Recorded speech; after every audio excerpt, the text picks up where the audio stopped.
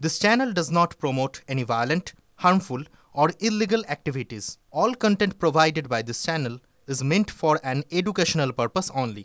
বাহ এবার হয়েছে স্বাদ হ্যাঁ অপূর্ব স্বাদ এমডিএচ এর চাঙ্কি চাট মশলা জীবনে আসল স্বাদ জাগলো আসল মশলা এসএস এমডিএচ টিভি9 বাংলায় স্বাগত। হটস্পটটি আপনাদের সঙ্গে রয়েছে আমি শর্মিষ্ঠা। আপনার পিঠে যদি কোনো রাজনৈতিক দলের তকমা থাকে না, তাহলে আপনি যা খুশি করতে পারেন? এটা প্রশ্ন করছি কেন বলুন তো। একটা খবর আমরা এই মুহূর্তে আপনাদের সামনে ব্রেক করব, যে রাজ্যের শাসক দলের প্রাক্তন নেতা সে প্রাইভেট থানা খুলে বসেছিল। কোথায় খুলে বসলো, কি করছিল এই থানার আড়ালে, জানাবো আপনাদেরকে। তবে হটস্পটের তিনটে ইস্যুর সঙ্গে আপনাদের পরিচয় করে নিই, কারণ হটস্পটের এই তিনটে খবরের দিকেও আমরা গুরুত্ব সহকারে নজর দেব। মায়ের চোটে রাজনীতির ঘোট। হ্যাঁ, নবান্ন অভিযানে তিলোত্তমার মায়ের মাথায় আঘাত লেগেছে। সেই আঘাত কিভাবে লাগলো, কার দ্বারা লাগলো, সেইটা নিয়ে কিন্তু রাজ্যের শাসক দল এবং বিরোধী দলের মধ্যে রীতিমতো চাপানুতর হচ্ছে। দ্বিতীয় ইস্যু, 20 টাকার জন্য মার। একটা বাচ্চা ছেলে স্কুলে যায়, স্কুলে গেলেই নাকি তাকে 20 টাকা দিতে হবে। সরকারি স্কুলে এভাবে র্যাগিং চলছে। সেই সরকারি স্কুলে প্রধান শিক্ষকের সাফাই আপনাদেরকে শোনাবো। হুঁশ ফেরালো ভাঙা সেতু, যে সেতুর পাশ দিয়ে কয়েকদিন আগে মুখ্যমন্ত্রী মমতা বন্দ্যোপাধ্যায়ের কনভয় গিয়েছে, সেই সেতু ভাঙার পর সেখানকার প্রশাসনের আধিকারিকদের হুঁশ ফিরল। কি কি ব্যবস্থা নেওয়া হলে, এখন কি পরিস্থিতি, কোন সেতুর কথা বলছি জানাবো আপনাদেরকে। তবে সবার প্রথমে যে খবর বলছিলাম আমরা ব্রেক করব, যে খবর আমরা এক্সক্লুসিভ আপনাদের সামনে তুলে ধরবো। নয়ডায় প্রাক্তন তৃণমূল নেতার প্রাইভেট থানা খুলে বসেছিল। আর এই প্রাক্তন তৃণমূল নেতার নামে কিন্তু আগেও বেশ কিছু দুর্নীতির অভিযোগ এসেছে। আপনারা ভুলে যাননি নিশ্চয়ই বিভাস অধিকারীর নাম। নিয়োগ দুর্নীতি মামলায় এতদিন যাকে ইডি সিবিআই ডেকে পাঠাতো, এখন সেই বিভাস অধিকারী নাকি ভুয়ো থানা খুলে অপরাধীদের ডেকে পাঠাতো। অর্থাৎ কিনা নিয়োগ দুর্নীতি মামলায় অভিযুক্তই এখন নাকি পুলিশ সেজে প্রতারণার জাল বিছিয়েছিল। কি সাংঘাতিক অভিযোগ। আমার সহকর্মী সুজয় আমার সঙ্গে রয়েছে। সুজয়, এই বিভাস অধিকারীকে আমরা দীর্ঘদিন ট্র্যাক করেছি। বারবার যখন দুর্নীতির সঙ্গে তার নাম উঠে এসেছে, আমরা বারবার তাকে ট্র্যাক করেছি। এমনকি কেন্দ্রীয় তদন্তকারী সংস্থা তাকে তলব করে না পেয়ে তার এরকম কীর্তিকলাপ, এবং তার কীর্তিকলাপ যখন তুমি সার্চ করেছো, তুমি যখন সংবাদ হিসেবে তুলে ধরেছো সাংবাদিক হিসেবে, তখন তোমাকেও আক্রান্ত হতে হয়েছে। মানে এই বিভাস অধিকারী কোথাকার গভীর জলের মাছ বলো তো? দেখো, বিভাস অধিকারী মূলত বীরভূমের নলহাটির বাসিন্দা এবং তার একাধিক কুকীর্তি রয়েছে। যে কুকীর্তির একটা আমরা টিভি9 বাংলা ফাঁস করেছিলাম, অর্থাৎ নিয়োগ দুর্নীতিতে তার যোগাযোগ। মানিক ভট্টাচার্যের ঘনিষ্ঠ হিসাবে কয়েক কোটি টাকা তোলার অভিযোগ এই বিভাস অধিকারীর বিরুদ্ধে। আর এই বিভাস অধিকারী, প্রাক্তন তৃণমূল নেতা বিভাস অধিকারী, এবার উত্তরপ্রদেশের নয়ডায় গ্রেফতার হয়েছে প্রাইভেট থানা খোলার অভিযোগে। নয়ডাতে বসে সে কি করছিল, আন্তর্জাতিক স্বীকৃত একটি থানা বা সংস্থা, তদন্তকারী সংস্থা, সেই নাম দিয়ে সেখানে থানা খুলে নিজেরাই সেখানে মামলা রুজু করতো এবং নিজেরাই অভিযুক্তদেরকে গ্রেফতার করতো, নিজেরাই অভিযুক্তদের ডেকে তদন্ত করে আবার নিজেরাই টাকা তুলতো। তাদের একটা ওয়েবসাইট ছিল, সেই ওয়েবসাইটে ডোনেশন দেওয়া হতো, এরকম একটা পদ্ধতি ছিল। শুধু বিভাস অধিকারী নয়, বিভাস অধিকারীর ছেলে গ্রেফতার হয়েছে এবং তার একটি আশ্রম রয়েছে। বিভাস অধিকারীর এই আশ্রম বীরভূমে কান পাতলেই শোনা যায় যে বিভাস অধিকারী তার আশ্রমের নামে কিন্তু কয়েক একর জমি দখল করেছে। কয়েক কোটি টাকা প্রতারণার অভিযোগে বিভাস অধিকারীর বিরুদ্ধে রয়েছে। এবার সেই বিভাস অধিকারী সরাসরি উত্তরপ্রদেশে গ্রেফতার হলো এবং সেই গ্রেফতারের সঙ্গে বিভাস অধিকারী, তার ছেলে এবং 6 জন গ্রেফতার হয়েছে। উত্তরপ্রদেশ পুলিশ সূত্রে যেটা জানা যাচ্ছে যে জেলার ক্ষেত্রে থানা যেরকম হয় একেবারে আপাদমস্তক সেই রকম একদম সেই ছবিটাও আমরা দেখাচ্ছি, যেমন লোগো হয় থানার সামনে গেলে। মানে আমরা যদি এ রাজ্যের বাইরে যাই বা দিল্লি বা উত্তরপ্রদেশে যে কোনো থানার সামনে যাই, তাহলে এরকমই আমরা কিছু লোগো দেখতে পাই এবং সেখানে লেখা আছে international police and crime investigation bureau. অর্থাৎ যাকে কেন্দ্রীয় তদন্তকারী সংস্থা খুঁজছে, সে নাকি আন্তর্জাতিক তদন্তকারী সংস্থার নামে নিজের প্রাইভেট থানা খুলে বসলো, তাও আবার রাজধানী দিল্লির উপকণ্ঠে। পুলিশ আধিকারিক কি বলছেন একবার শুনবো। छह लोग की गिरफ्तारी सुनिश्चित की गई। ये लोग खुद को ट्रांसनेशनल पुलिस का हिस्सा बताते हैं और ये लोग के पास ये लोग कूटनीतिक दस्तावेजों का उपयोग करते हैं। ये लोगों को शेयर करने के माध्यम से इन्होंने इस ऑफिस का लगभग 1 हफ्ते से 10 दिन पहले इन्होंने इसका आरंभ किया था। ये लोग पुलिस के थ्रू काम कराने और खुद को एक पैरेलल पुलिस का सिस्टम बनाने उद्देश्य से इस तरह के ऑफिस की इन्होंने निर्माण किया। इन्होंने पुलिस का लोगो, पुलिस की मिलते जुलते रंग का लोग इन्होंने इस्तेमाल किया था, जिसके बाद इनके पास कोई भी कॉपीराइट या कोई भी परमिशन इनके पास मौजूद नहीं थी। इनके पास कई सारे सर्टिफिकेट्स, कई सारे chequebooks, identity cards, visiting cards बरामद हुए और इसलिए इनके खिलाफ फौजदारी चेकिंग और एम्बलम एक्ट करने की धाराओं में পুলিশ আধিকারিকের কথা স্পষ্ট, আন্তর্জাতিক তদন্তকারী সংস্থার নামে থানা খুলেছিল এই প্রাক্তন তৃণমূল নেতা বিভাস অধিকারী। তার ছেলে সহ বেশ কয়েকজনকে গ্রেপ্তার করা হয়েছে। ওয়েবসাইট খুলে চলতো ডোনেশন নেওয়া, বিভিন্ন মামলার তদন্ত করার নামে টাকা তুলতো। আমার সঙ্গে রয়েছেন আমার সহকর্মী সুজয়। সুজয়, যে কথা দিয়ে আমরা শুরু করেছিলাম যে TV9 বাংলা বেশ কিছু কুকীর্তি তার ফাঁস করেছে, কিন্তু এই দুর্নীতিতে তো সে একেবারে তার নিজের হাত রপ্ত করে ফেলেছে, তাকে তো কোনোভাবে রোখা যাচ্ছে না। মানুষের তো মনে একটা ভয় থাকে, কিন্তু তাকে দেখছি রাজধানীর উপকণ্ঠে এরকম প্রাইভেট থানা খুলে বসে একেবারে দেদার প্রতারণার কাজ চালিয়ে যাচ্ছে।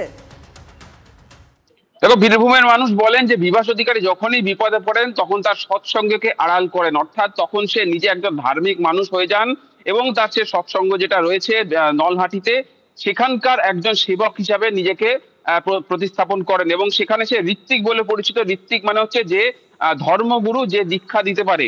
যখনই সে বিপদে পড়ে, এর আগে আমরা দেখেছি নিয়োগ দুর্নীতিতে যখন নাম জড়িয়েছে তখন কিন্তু সে তার সমস্ত পরিচয় ভুলে সে একজন ধার্মিক পরিচয় বেশি, এবং তুমি তার যদি চলন বলন দেখো সবসময় একটা ধর্মগুরুর কায়দায় তার চলন বলন রয়েছে। এবং তারই এই যে থানা, সেই থানার খোঁজ কিন্তু সম্প্রতি দিল্লি পুলিশ পায়, তার কারণ দিল্লি পুলিশের কাছে গোপন সূত্র মারফত খবর আছে। সুজয়, তুমি আমাদের সঙ্গে থাকো। তার মানে তিনি একটা নিজের কোথাও ইমেজ তৈরি করার চেষ্টা করতেন, ধর্মগুরুর ইমেজ তৈরি করার চেষ্টা করতেন। আসলে তিনি যে প্রতারক সেটা বারবার প্রমাণিত হচ্ছে এবং যে কারণে ইডি-সিবিআই তাকে খুঁজছিল, তবে পুলিশের হাতে সে এই মুহূর্তে গ্রেপ্তার হয়েছে। আমার সঙ্গে রয়েছেন বিজেপি বিধায়ক শঙ্কর ঘোষ। শঙ্করদা, কি বলবেন? মানে প্রাক্তন তৃণমূল নেতা, সে নিজের থানা খুলে বসলো, তাও আবার রাজধানীর উপকণ্ঠে দিল্লিতে। তবে এর পাশাপাশি একটা কথা বলবো যে দিল্লিতে কিন্তু কয়েকদিন আগে আমরা ভুয়ো কাউন্সিলরকেও দেখেছি, সেখানে একজন বাইরের লোক গিয়ে থানা খুলে বসছে, প্রাইভেট থানা, সেটাও তো যথেষ্ট উদ্বেগের। কি বলবেন, আপনার রিয়াকশন? তৃণমূল মানেই পরস্তে পরস্তে চমক। আমাদের পশ্চিমবঙ্গে নানা ধরনের কীর্তির পরে এবার দিল্লিতে থানা খুলে বসে সেখান থেকে প্রতারণা, নিশ্চিতভাবেই আমি অবাক হব নাকি অন্য কোনো ভাষা বা শব্দ প্রয়োগ করবো, এই ব্যাপারে আমাকে নিয়েও চিন্তা করতে হবে। তবে ঘটনাচক্রে যে পুলিশ গ্রেপ্তার করেছে পশ্চিমবঙ্গের পুলিশ, আপনার কাছ থেকে যা শুনলাম, এই ধরনের প্রতারকদের সাথে আবার আমাদের রাজ্য পুলিশের একাংশের আবার অত্যন্ত ভালো যোগাযোগ রয়েছে। হয়তো পরবর্তীকালে আরো কোনো বড় বিপদের আশঙ্কায় উনি গ্রেপ্তার হয়েছেন, নাকি পুলিশ কাউকে বাঁচাতে তাকে গ্রেপ্তার করেছে, এগুলো প্রশ্ন কিন্তু সামনে ভাসছে। আচ্ছা, দিল্লি পুলিশ তাকে অ্যারেস্ট করেছে শঙ্করদা। একটা তো বিষয় যে কেন্দ্রীয় তদন্তকারী সংস্থা ইডি এবং সিবিআই তাকে খুঁজে পাচ্ছিল না, বারবার তলব করা হয়েছিল, সে হাজিরা দেয়নি। সেটা কি রাজধানীতে গিয়ে নিজের নামে থানা খুলে বসলো? এটাও তো কোথাও অবাক। হ্যাঁ, অবাক হওয়ার বিষয়। বারবার করে নিশ্চিতভাবে ইডি সিবিআই যাকে খুঁজছে সে খোদ দিল্লিতে বসে আছে। ইডি সিবিআইয়েরও নিজেদেরও আভ্যন্তরীণ বিষয় নিয়ে আলোচনা করা দরকার। বিভিন্ন বিষয় নিয়েই আমাদের সাফল্যের সাথে সাথে যে কোথাও খামতি থাকলে সেগুলো দূর করবার ব্যাপারেও যেখানে যে ধরনেরই তদন্তকারী সংস্থা থাকুক না কেন, তাদের এই আত্মবিশ্লেষণ করার দরকার আছে বলে আমি মনে করি। ধন্যবাদ। আমরা কথা বললাম বিজেপি বিধায়ক শঙ্কর ঘোষের সঙ্গে। আত্মবিশ্লেষণ প্রয়োজন ইডি সিবিআই এরও, সেই কথাটাও বললেন বিজেপি বিধায়ক শঙ্কর ঘোষ। সুজয়, এতটা সাহস কোথা থেকে আসে? আমার না ভীষণ প্রশ্ন উঠছে, মানে আশা করি দর্শকদেরও মনে এই প্রশ্ন আসবে, যে ব্যক্তিকে কয়েকদিন আগে নিয়োগ দুর্নীতিতে বমাল একেবারে ধরা পড়লো এবং বারবার টেলিভিশন স্ক্রিনে তার ছবি ভেসে উঠলো, সেই মানুষটার মনে কোন বলে, মানে কোন সাহসে, কোন একটা ক্ষমতার বলে সে রাজধানীতে গিয়ে প্রাইভেট থানা খুলে এরকম ভাবে প্রতারণা চালালো? কোথাও তো একটা কিছু আছে নিশ্চয়ই। এই দেখো, বিভাস অধিকারীকে যারা চেনেন বীরভূমের মানুষ, তারা জানেন যে বিভাস অধিকারী কতটা প্রভাবশালী, তার প্রভাব সে কিভাবে খাটায়। তার সঙ্গে কিন্তু সব রাজনৈতিক দলের একেবারে শীর্ষ নেতাদের যোগাযোগ ছিল, তাদের সঙ্গে ছবি, তাদের অনুষ্ঠানে যাওয়া আসা এটা লেগে থাকতো। বিভাস অধিকারীর কিন্তু এরকম অনেক ছবি আমাদের কাছে রয়েছে, যার সঙ্গে বিভিন্ন স্তরের বিভিন্ন শীর্ষ নেতাদের যোগাযোগ রয়েছে।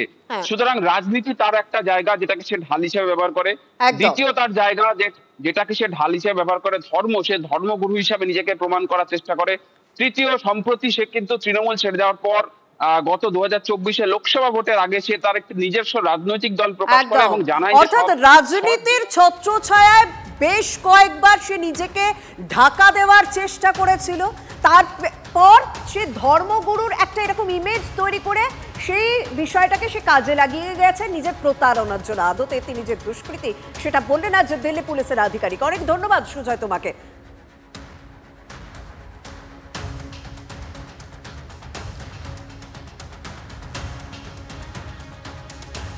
গতকাল নবান্ন অভিযানে আপনাদের দেখিয়েছিলাম যে কিভাবে তিলোত্তমার মা তার মাথায় আঘাত লেগেছে। জানেন তো, সেই ঘটনার পর 24 ঘন্টা কেটে গেছে। হ্যাঁ, তিনি শারীরিকভাবে সুস্থ রয়েছেন, তিনি বাড়িতে পৌঁছেছেন, কিন্তু তার মাথায় কিভাবে আঘাত লাগলো, কারা সেই আঘাত দিল, তা নিয়ে কিন্তু ইতিমধ্যে রাজনৈতিক তরজা শুরু হয়ে গিয়েছে। দেখুন সারাদিন আজ কি হলো।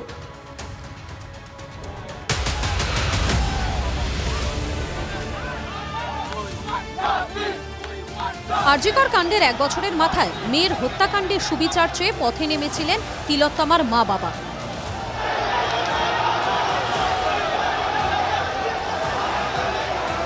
লাঠিচার্জ করা হচ্ছে পুলিশের তরফে। নবান্ন অভিযানে নির্যাতিতার মা পুলিশের হাতে আক্রান্ত হন বলে অভিযোগ। বাইপাসের ধারের একটি হাসপাতালে তাঁকে নিয়ে যাওয়া হয়। শনিবার বিকেল থেকে তাঁকে জরুরি বিভাগেই পর্যবেক্ষণে রেখে চিকিৎসা চলছিল, ভর্তি নেওয়া হয়নি। রবিবার দুপুরে তিলোত্তমার মাকে হাসপাতাল থেকে বাড়ি নিয়ে যাওয়া হয়। আপাতত তাঁকে বাড়িতেই বিশ্রামের পরামর্শ দেওয়া হয়েছে। মোটামুটি আউট অফ ডেঞ্জার বলাই যায়, কিন্তু পরবর্তীতে আর একটা নিউরো অপিনিয়ন এখান থেকে বলে দেওয়া হয়েছে। তবে তাঁকে হাসপাতালে ভর্তি না নিতে কি কোনো চাপ ছিল? আদালতে মামলা লঘু করতে কি ভর্তিতে গড়িমসি করা হয়? এমন প্রশ্নই তুলে সরকারের দিকে আঙুল তুলেছেন তিলোত্তমার বাবা। রবিবার তিলোত্তমার মাকে দেখতে হাসপাতালে যান কেন্দ্রীয় শিক্ষা প্রতিমন্ত্রী সুকান্ত মজুমদার। তিনিও একই অভিযোগে সরব হয়েছেন। ওরাই সমস্ত এখানে অবজারভেশন করছে যে যাতে আমাদের ভর্তি না হয়, কিন্তু সরকার কি ভাবছে? আমাদের ভর্তি না নিলেই কি মানুষ জানতে পারবে না? সারা পশ্চিমবঙ্গের মানুষ কালকের পুলিশের চরিত্র এবং সরকারের চরিত্র দেখে নিয়েছেন। নিউরো মেডিসিন স্পেশালিস্ট তিনি বলেছিলেন যে ইন্টারনাল ইনজুরি থাকতে পারে, মাথায় বড় ইনজুরি দেখা যাচ্ছে, অতএব ওনাকে অ্যাডমিশন নেওয়া হোক। কিন্তু তার পরবর্তী সময় তাদের উপর কোনো পলিটিক্যাল প্রেশার আছে এবং সেই প্রেশারের ফলে আমার মনে হয় এই ধরনের সিদ্ধান্ত হসপিটাল কর্তৃপক্ষ নিয়েছে।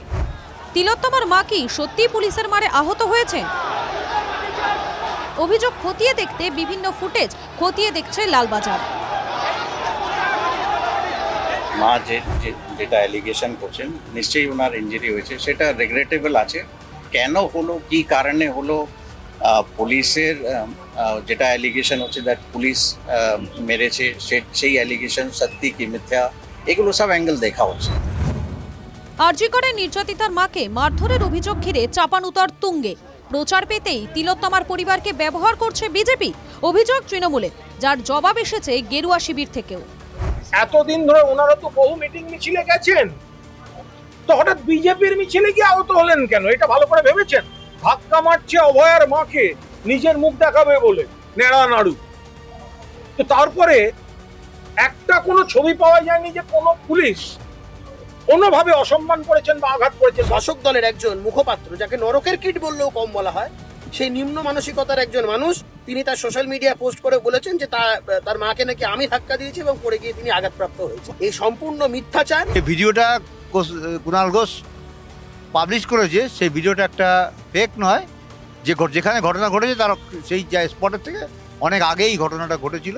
কৌস্তব আমার ওয়াইফকে সরিয়ে দিয়ে সেভ করার চেষ্টা করেছিল, ওই জায়গায় কখনো ধাক্কা দেয়নি। ফুটেজ প্রকাশ করে কলকাতা পুলিশের দাবি, নবান্ন অভিযানে 5 পুলিশ কর্মী জখম হয়েছেন। মাথায় আঘাত পাওয়া পুলিশ কর্মী প্রশান্ত পোদ্দারকে দেখতে এসএসকেএমে যান পুলিশ কমিশনার মনোজ ভার্মা। নবান্ন অভিযান নিয়ে হেয়ার স্ট্রিট, নিউ মার্কেট থানা মিলিয়ে 7টি মামলা রুজু করেছে পুলিশ। কোর্টের নির্দেশ অমান্য, পুলিশ কর্মীদের মারধর, হুমকি, কাজে বাধা, সরকারি সম্পত্তি নষ্ট সহ একাধিক অভিযোগ আনা হয়েছে।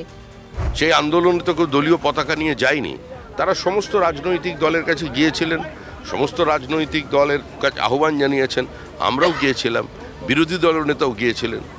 তো সেজন্য স্বাভাবিক তাদের উপরে মামলা হচ্ছে। এটাই তো সরকারের পরিচিত মুখ, না হলে সেটা অস্বাভাবিক।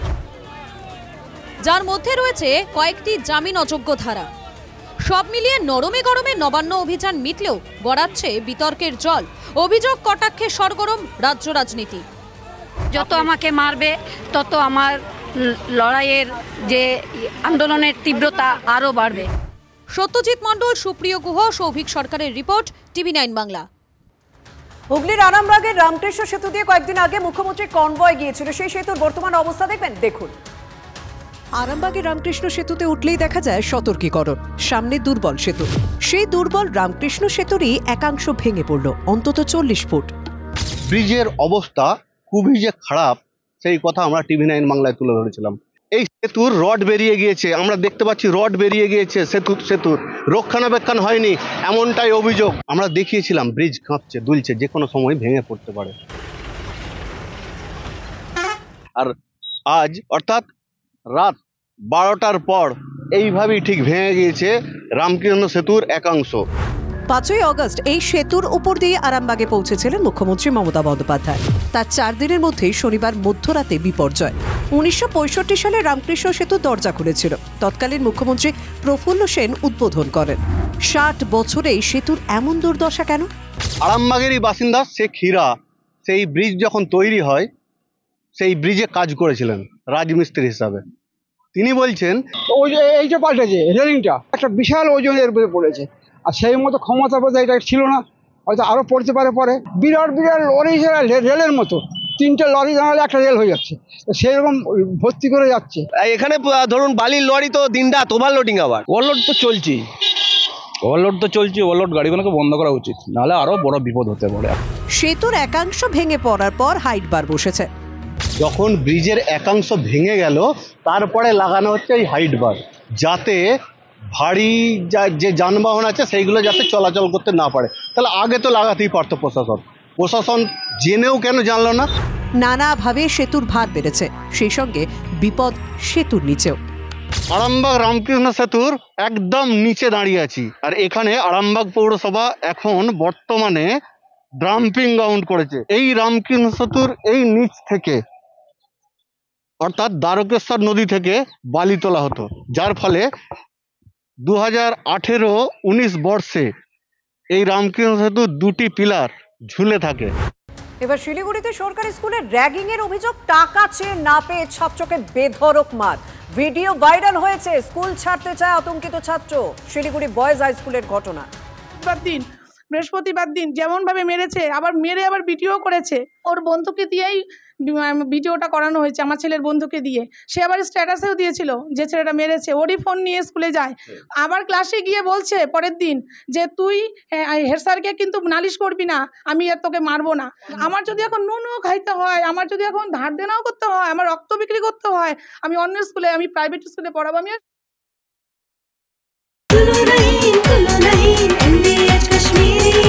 আরে কম দে কিন্তু খাঁটি দে। MDH কাশ্মীরি লাল লঙ্কার গুঁড়ো।